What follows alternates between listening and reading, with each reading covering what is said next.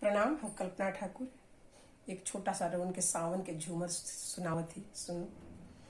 सवना भादोआ के सवना भादोआ के बरसे फुहार हो नहा के अहे बालम मांगे रुमाल हो नहा के अहे बालम मांगे रुमाल हो नहा के अहे बालम हमरी पापा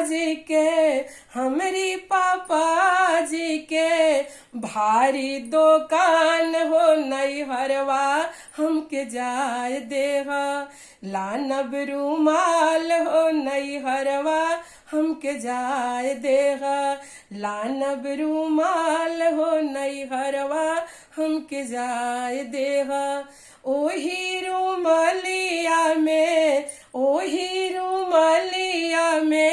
दो अनार हो सुगनवा बन के उड़ गईले पिया के रुमाल हो सुगनवा बन के उड़ गईले सवना